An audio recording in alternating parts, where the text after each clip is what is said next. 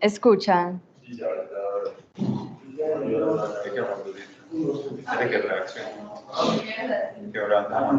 Levanten la mano si escuchan. Ah.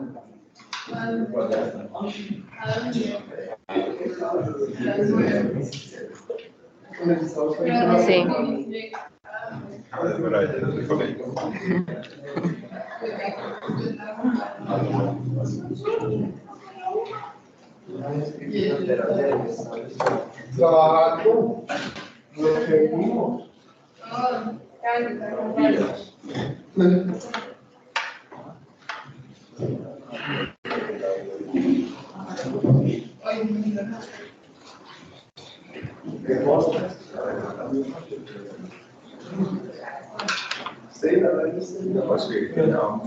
Ajá.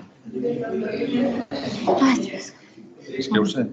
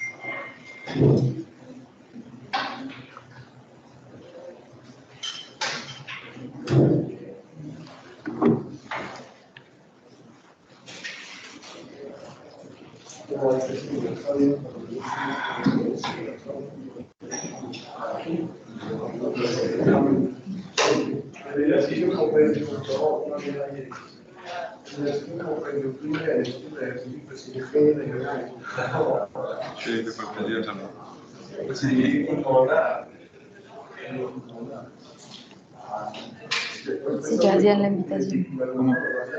Ya hacían la invitación. Que ya hacían la invitación.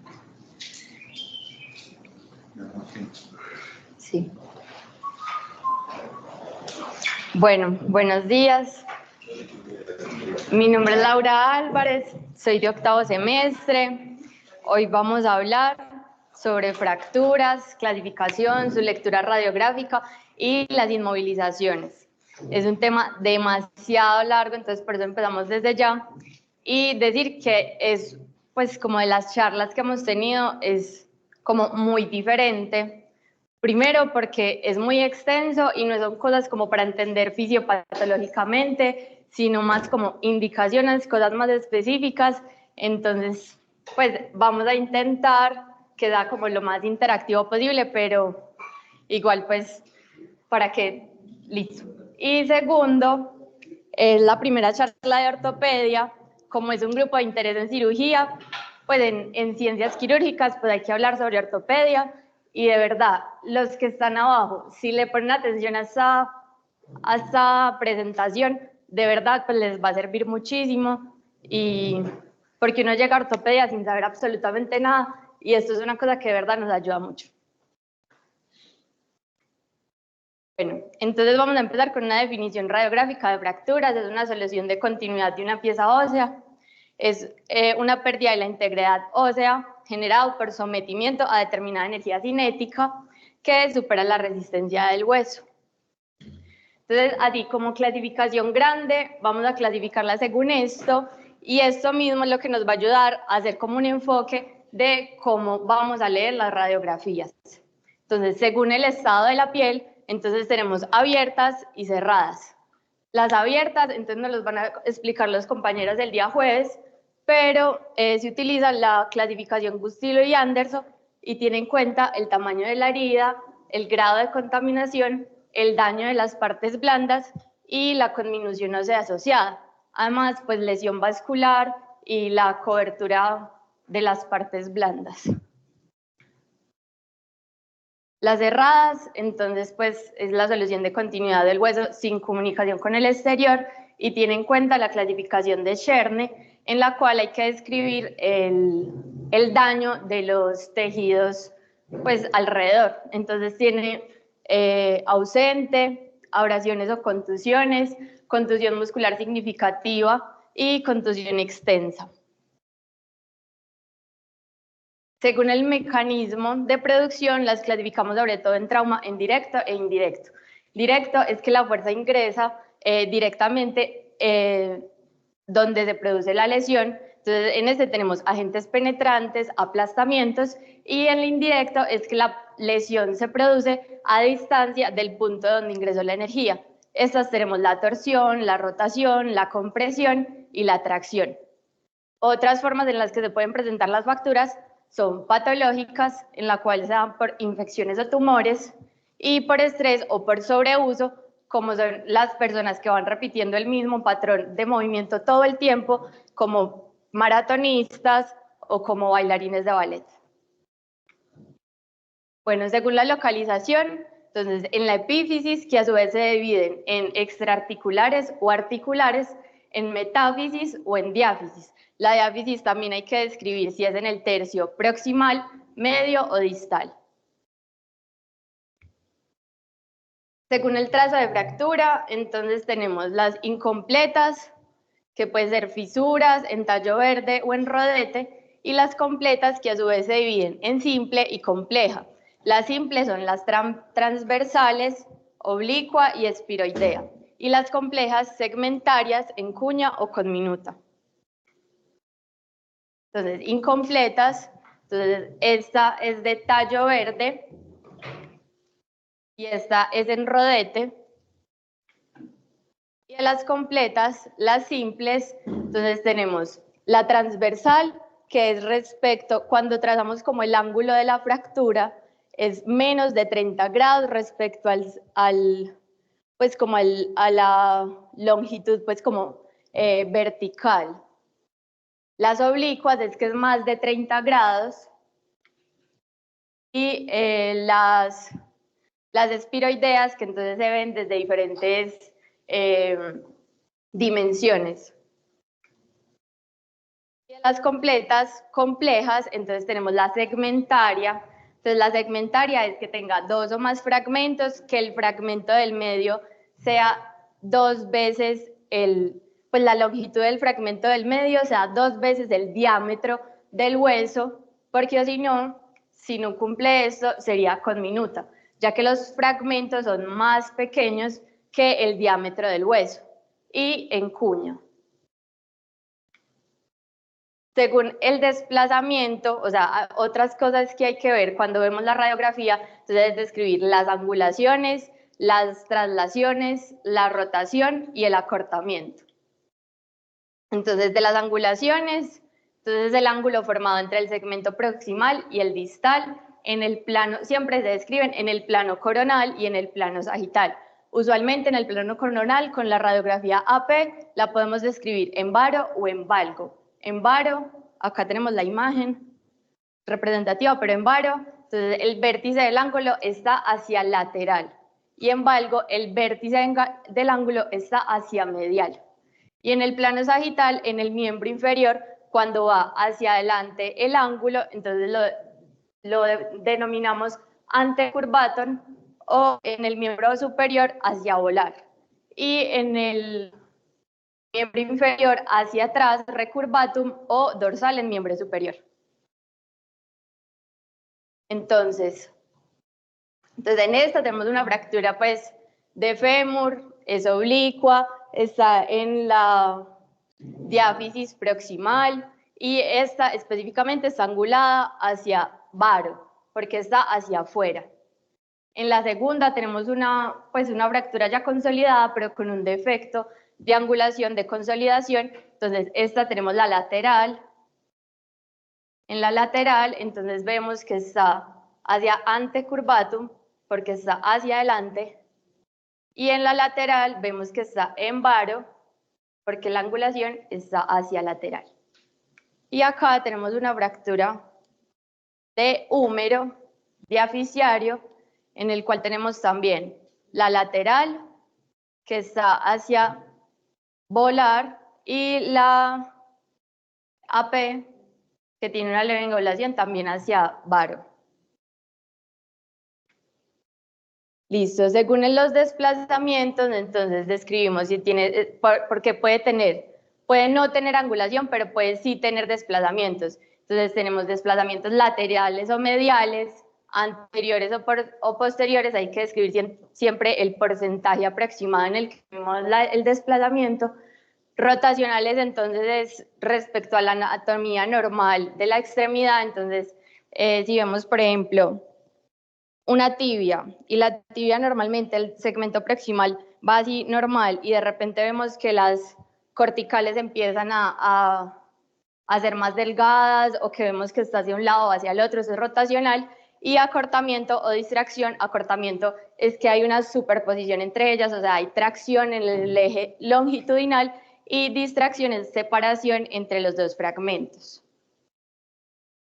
Bueno, después de hacer como esta clasificación como grande, como de cómo se debe leer las fracturas, las radiografías, entonces hay que clasificarlas, pero ya específicamente. Entonces, Müller y colaboradores en 1970 crearon la clasificación AO. Se creó con, pues la organización como tal se creó en 1958 con el fin como de homogeneizar como los términos de cómo se deben tratar las fracturas, sobre todo de osteosíntesis, o sea, en cirugía.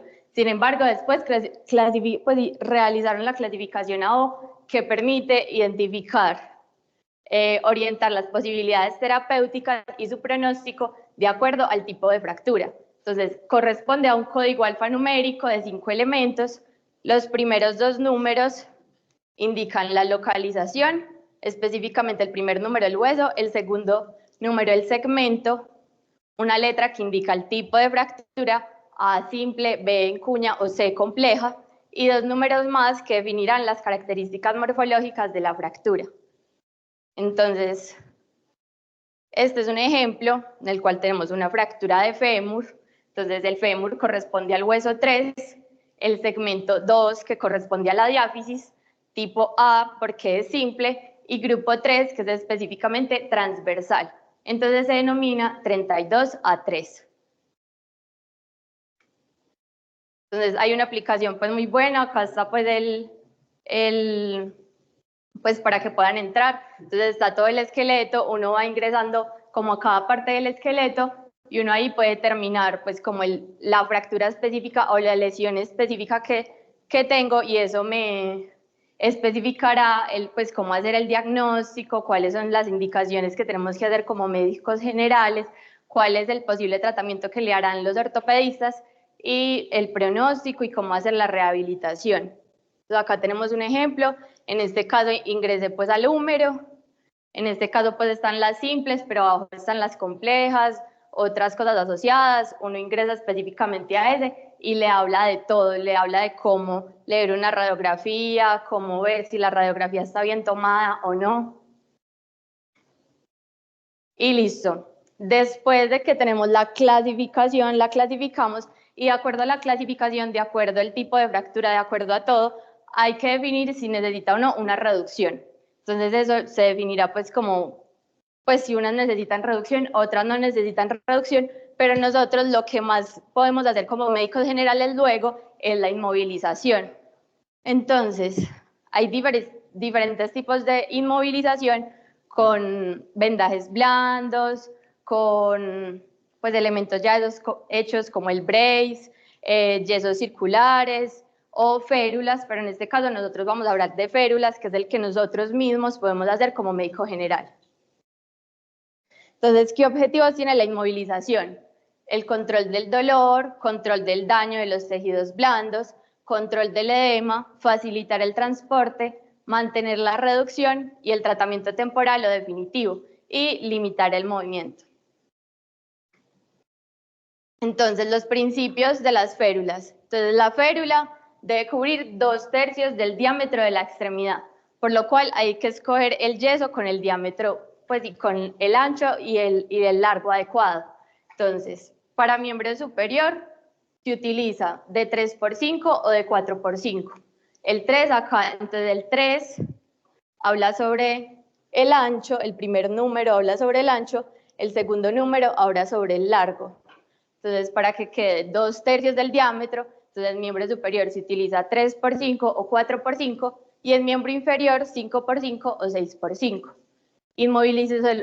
Inmovilizar una articulación proximal y distal de la fractura cuando la fractura está en un segmento, pues en un hueso largo, en el medio, y cuando la fractura es articular, se deben movilizar un segmento proximal y un segmento distal.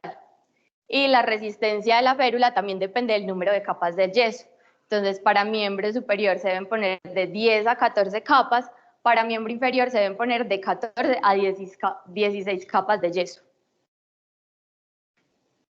Entonces, pasos a seguir. Entonces, lo primero es que medimos con algodón laminado de dónde va a dónde va la férula, pues como las partes anatómicas de dónde va a dónde va, pero en la extremidad buena, pues en la extremidad sana, para evitar dolor, pues en la otra, y evitar movimientos para poderla medir. Segundo, entonces se cubre la piel, se protege la piel con algodón laminado, debido a que las férulas, cuando le queda cualquier piquito, cualquier cosa, entonces puede hacer úlceras por presión, entonces por eso se debe cubrir. Segundo, entonces ya después, de acuerdo al número de vueltas que ya dijimos, entonces se debe hacer con yeso, el número de vueltas de acuerdo pues al de algodón que ya medí, el número de vueltas específico, se humedece el yeso en agua, retirar el exceso de agua, se pone sobre el algodón laminado que ya definimos y se cubre. Y ya luego se lo coloca sobre la superficie anatómica, se moldea y se sostiene durante la primera fase de fraguado, que es de 5 a 8 minutos. Luego se cubre con vendaje de tela para que quede pues estético, para que se sostenga, y se asegura con microporo o con esparadrapo. Y se dan recomendaciones en la cual no se puede mojar, que cuando se vaya a bañar se ponga una bolsa, y decir que hasta durante la primera hora puede sentir calor en la extremidad, debido a que para que se pues endurezca el yeso, eso se hace por medio de una reacción exotérmica. Bueno, tipos de férulas así grande para que entiendan cuando vamos a hablar más adelante. Entonces, esta es pinza de azúcar de antebrazo, pinza de azúcar de brazo, la braquipalmar, tenemos la espiga del pulgar, tenemos Burkhalter, la antibraquiopalmar, la espiga cubital, esta es de Sachs, y esta es de Zimmer.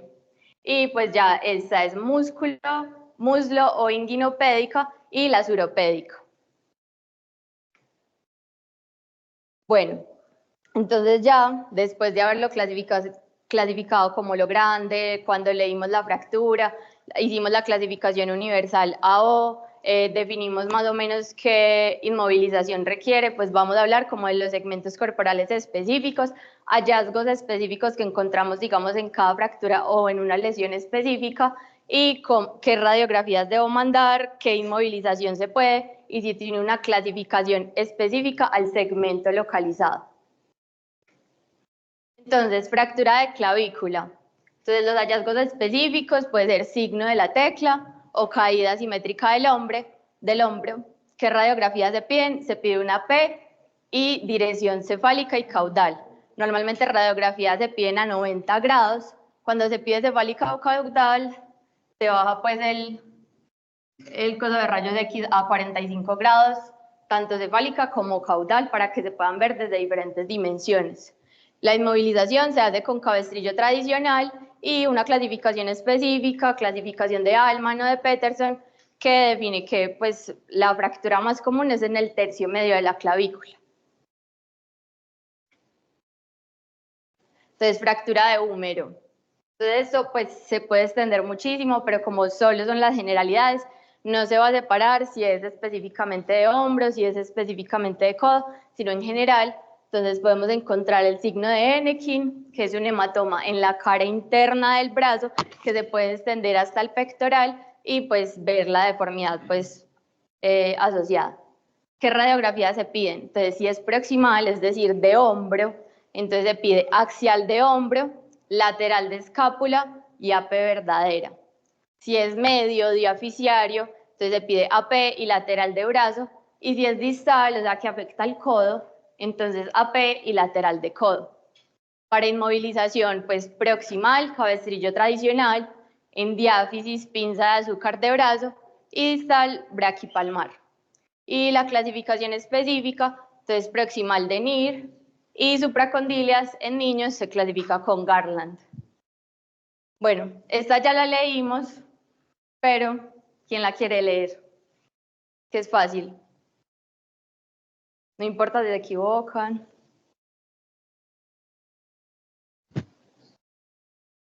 Fede, adelante. Es una solución de continuidad del tercio medio distal del húmero con una angulación en varo y una angulación en varo en la P y una angulación en recurvatum en Entonces más como hacia antecurvatum, pero este es miembro superior, entonces diríamos más hacia volar, porque va hacia anterior. Listo.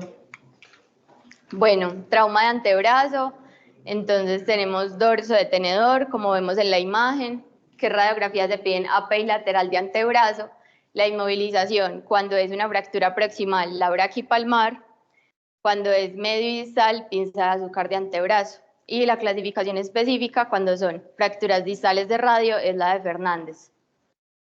Bueno, esa, ¿quién la lee?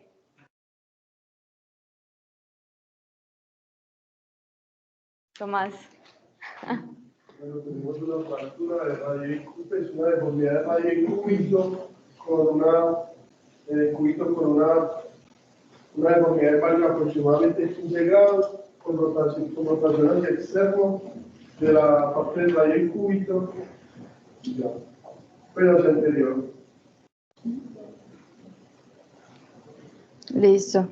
También podemos describir que está cortada, porque están montadas pues una sobre la otra, y la angulación es como diferente del radio y del cúbito. Entonces, del cúbito está hacia volar, está hacia adelante, y del radio está hacia posterior. Listo.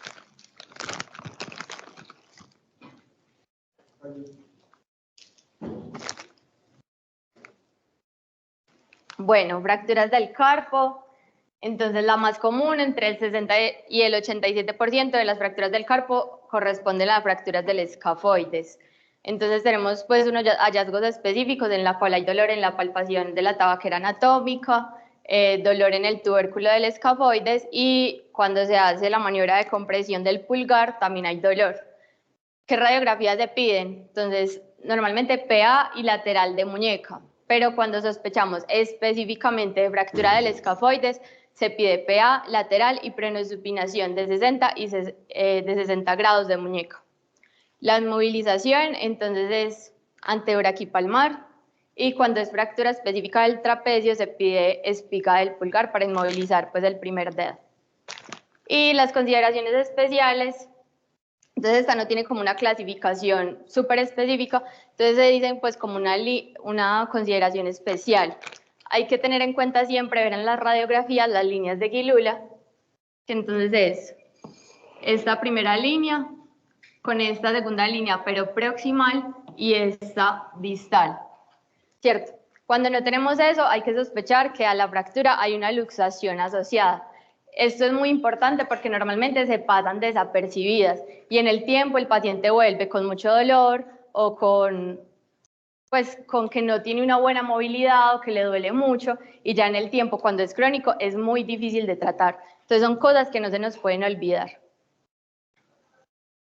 Bueno, de las manos y de los dedos, entonces, ¿qué radiografías se piden? Para metacarpianos AP y lateral y oblicua de mano, para las falanges como tal AP y lateral del dedo específico, no de la mano completa, sino del dedo específico. Y la inmovilización, pues hay varias, pero entonces espica del pulgar para primer metacarpiano, fractura del primer metacarpiano. Burkhalter para cualquiera de los metacarpianos, inmoviliza todos los metacarpianos. La espiga cubital entonces deja libre los 3 primeros dedos y es entonces para fracturas del metacarpiano 4 y 5. La férula de Zimmer es cuando son falanges, fracturas de las falanges proximales y la media, y la férula de Staggs entonces es para la falange distal.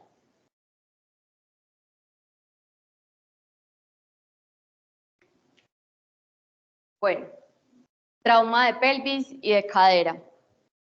Entonces, los hallazgos específicos, entonces cuando hay fractura de cadera, entonces hay rotación externa, abducción y acortamiento de la extremidad.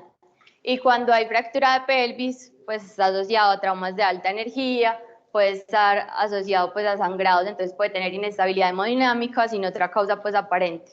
¿Y qué radiografías se piden? Entonces, primero, pedimos cuando sospecha fractura de pelvis, entonces se pide AP de pelvis y lateral de cadera. Si en estas radiografías encontramos o sospechamos una fractura de acetábulo, entonces se pide oblicuo ilíaca y oblicuo obturatriz para ver la columna posterior y anterior como desde una angulación diferente para poder ver fracturas como en esa parte específica. Y si es fractura de pelvis específicamente, entonces pedimos de entrada y de salida para ver los desplazamientos anterior o hacia posterior. Con inmovilización, entonces si tenemos una fractura de pelvis y hace fronda pélvica, desde que se sospecha, para evitar inestabilidad hemodinámica por sangrado, ya que esto une ambas partes de la pelvis y evita como que sangre demasiado. La cadera, tendríamos que poner de acuerdo a los principios, desde por acá hasta súper abajo. Cuando es de la cadera, entonces lo que se hace es que no se pone una férula, pero se ponen barras laterales, que son rollitos como de sábanos, de lo que sea, al lado y lado de la extremidad, para evitar que se mueva y se rote hacia los lados. Sirenización es que se pone una sábana completa por los 2 pies, y lo que hace es que el pie contrario sirve como como que inmoviliza, ayuda a inmovilizar el fragmento de la alteración del otro, de la otra extremidad. Y tracción esquelética, que ya la hacen como tal los ortopedistas. Y la clasificación específica es la de John Burgess para pelvis, y de cadera se dividen en extra o intracapsulares. Y en las intracapsulares, la clasificación de Garden. Entonces, en esta también es importante mencionar cómo saber que una radiografía de pelvis está bien tomada. Entonces, ¿alguno se acuerda?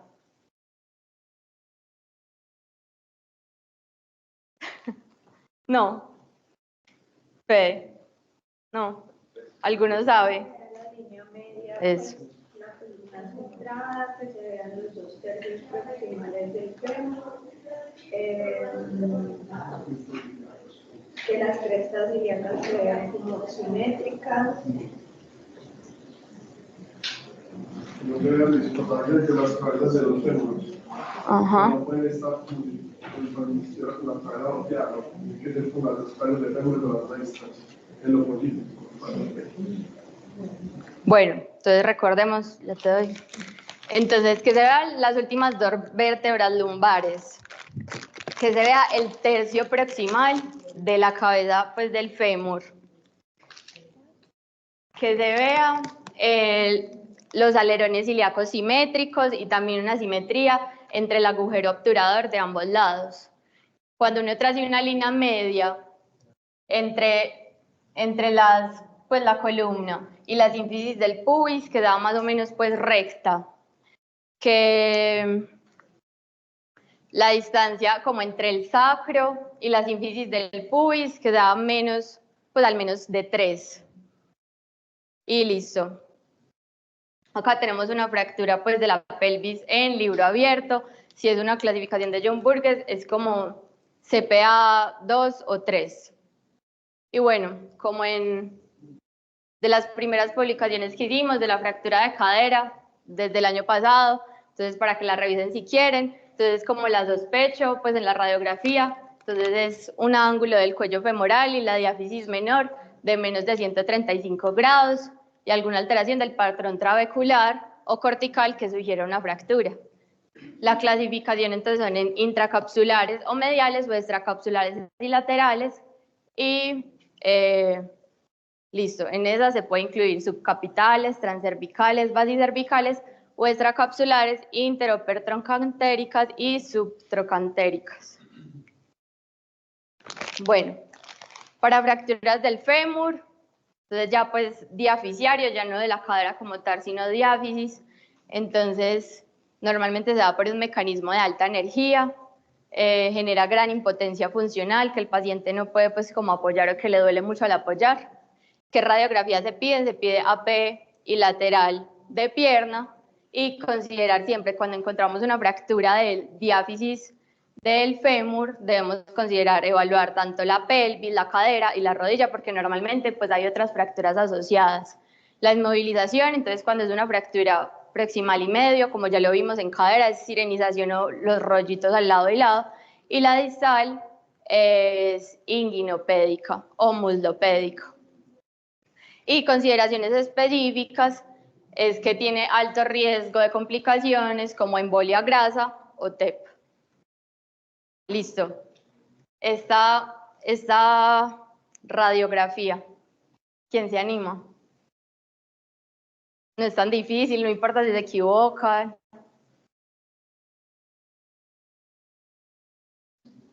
Troncoso. Yo.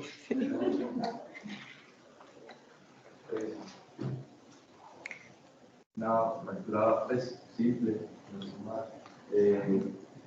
Era hacia lateral, entonces sería valgo, ¿cierto? Hacia lateral es varo. Perdón, sería valgo.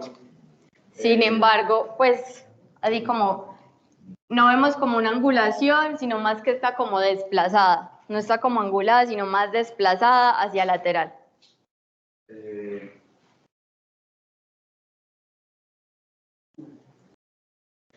¿Es transversal o oblicuo? Transversal. Pareció oblicuo porque es más de 30 grados. Listo. ¿Y en la lateral? ¿Está angulada o desplazada? ¿O cabalgada? ¿O...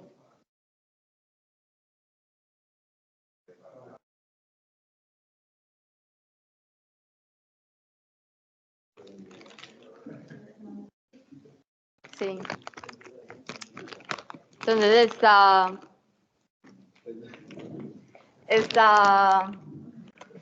desplazada hacia anterior, entonces en antecurvatum, y pues tiene una angulación, pero pues no mucha angulación, pues es más sobre todo desplazamiento.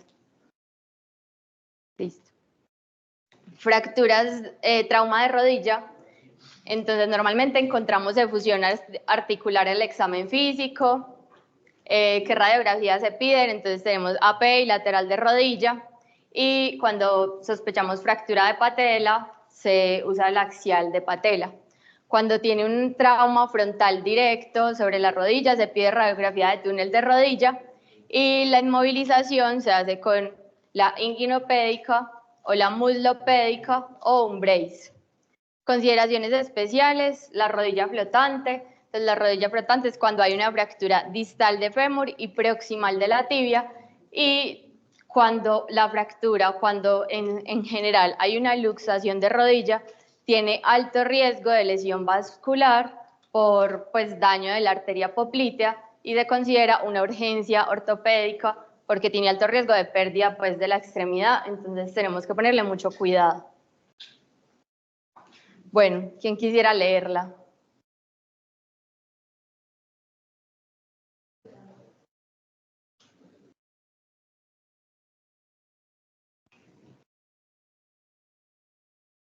Miguel.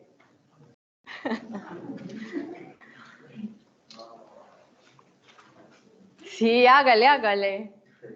Entonces está, pues es un trazo simple o complejo.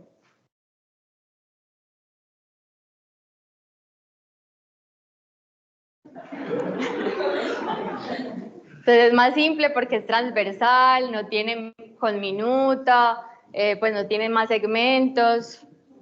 Listo. En la AP está desplazada hacia medial o hacia lateral.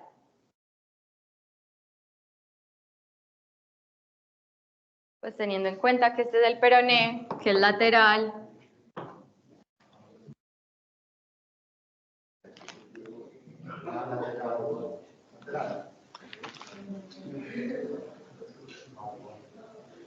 Entonces uno dice siempre el desplazamiento respecto al segmento distal. Entonces este se ve pues más hacia lateral, pero el segmento distal está hacia medial. Y en la radiografía lateral, entonces está hacia anterior o hacia posterior.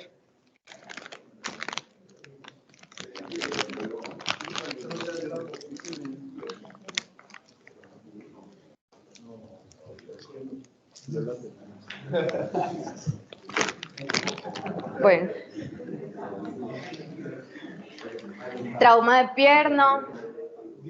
Entonces, pues normalmente se dan por mecanismos de alta energía. Normalmente está asociado con otras lesiones, otras fracturas. Se pide radiografía API lateral de pierna y considerar también de tobillo y de rodilla para descartar extensión articular. La inmovilización normalmente se hace con inguinopédica o muslopédica y la clasificación específica cuando es una fractura del pilón tibial de Reddy y Algower. Entonces,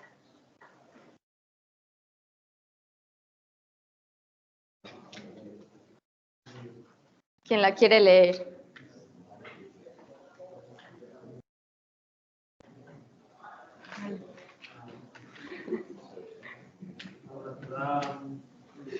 Sí, con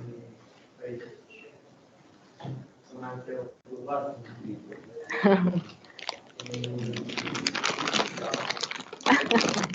Bien. Sí. A ver, entonces. Es una fractura simple, pues es oblicua, pues no parece desplazada, no parece angulada. Y ya, pues todavía pues hay contacto como entre sus corticales, por lo cual pues no está como desplazada y no está cortada. Listo. Y trauma de tobillo, entonces normalmente es dolor intenso, pues que no puede apoyar la extremidad. Normalmente se pide AP, lateral y mortaja de tobillo. La inmovilización se hace suropédica o ferunal nu de la pierna cuando hay inestabilidad en el plano coronal. Las clasificaciones específicas es, bueno, una consideración específica acá es sospechar una lesión de la sindesmosis. Entonces esta se hace cuando tenemos un espacio claromedial, tibiofibular, claromedial, un espacio claro tibiofibular más de 6 milímetros, o sea que este espacio acá esté más de 6 milímetros, hay que sospechar que de pronto haya una lesión de la sindesmosis. Espacio claromedial que sea más de 4 milímetros y un solapamiento tibiofemoral, o sea que pues el solapamiento entre los dos huesos sea menor de 6 milímetros, también hay que sospechar una lesión de la sindesmosis. ¿Quién se arriesga con esto? Es una fractura pues primaveral, porque hay pérdida pues de la parte de la tibia, en la zona lateral del maléolo medial y en la zona del peroné en el maléolo lateral con fractura posterior del maléolo, pues, del maléolo posterior se le dice, pero sigue siendo el peroné. Bien, entonces trimaleolar, pues sí, ya él lo explicó, pero vemos la fractura acá y fractura posterior. Entonces trimaleolar. Listo, trauma de pie. Entonces, hallazgos específicos cuando hay una fractura en la articulación de Chopard o de Lisfranc. Normalmente hay equimosis plantar. ¿Qué radiografía se piden? Es una PI lateral y oblicua de pie, y la inmovilización que se hace es también de acuerdo pues, a la fractura. Entonces, fractura de palo, de talo y metatarsos se puede usar una suropédico. Fractura de calcáneo se hace con vendaje elástico debido a que se dematiza mucho y puede generar un síndrome compartimental. Fracturas de las falanges medias y distales, se hace una sindactilia, que es lo mismo de la sirenización, pero en los dedos, que es usar el dedo bueno, se une con microporo entre ellos, y el dedo bueno le ayuda como a inmovilizar la fractura pues, asociada del otro dedo. Fractura de la cabeza de los metatarsianos y las falanges de varios dedos, se usa zapato de suela rígida. Y consideración pues, especial, entonces la fractura de Lisfranc pues la sospechamos con fractura de la cabeza de los metatarsianos. Normalmente es del primer y del segundo dedo, y un espacio entre ellos mayor a 2 milímetros. Esto, al igual que la de la mano, normalmente se pasan mucho desapercibido las fracturas y la luxación pues asociada, y también se van para la casa y tienen mucho dolor, no tienen buena recuperación de la movilidad, entonces pues no se nos puede olvidar. Entonces normalmente este espacio entre estos dos dedos pues debe ser menor a 2 milímetros. Acá está pues mayor a 2 milímetros, tiene una fractura asociada. Y ya. Bueno, consideraciones especiales. Esto sí, pues yo creo que es para los que los hemos visto, pero a ver.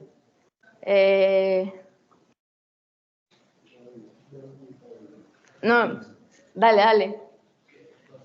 Ese sí se debe acordar, hágale. Al menos de una.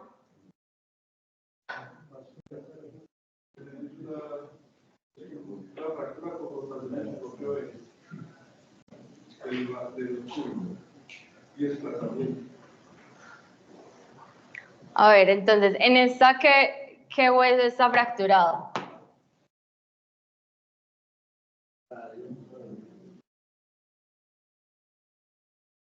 Hay fractura del radio, en la parte, pues en la diáfisis media o casi distal, pero media. Listo. Y hay luxación del cúbito. Entonces, esta se llama una luxofractura de Galeazzi. Entonces, eso se lo preguntan mucho en la rotación para que no se les olvide. Y la otra.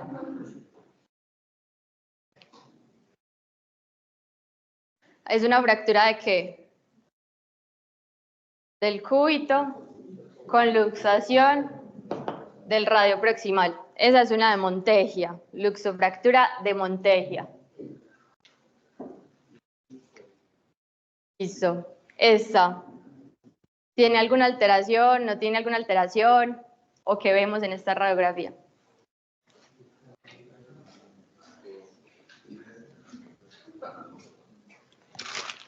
A ver, el que lo diga, unas gomitas. No se vale. No, usted no come. Deformidad plástica. Entonces, deformidad plástica. Acá no vemos pues una fractura pues aparente, pero esta es muy común de los niños, en la cual pues se ve una curva que no es normal. Sí, el hueso, sí. Deformidad plástica, y eso nos da pie para hablar pues rápidamente entonces de las fracturas en los niños. Los tipos ya vimos dos al inicio, que es en rodete y en tallo verde. La incurvación plástica, como lo acabamos de ver, y la epifisiolisis, que es cuando hay alteración pues como de las placas de crecimiento.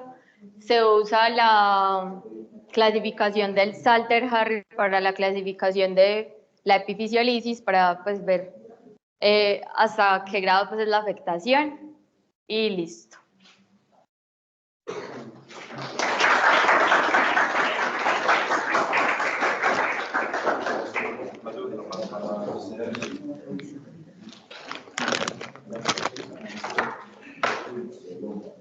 Yo.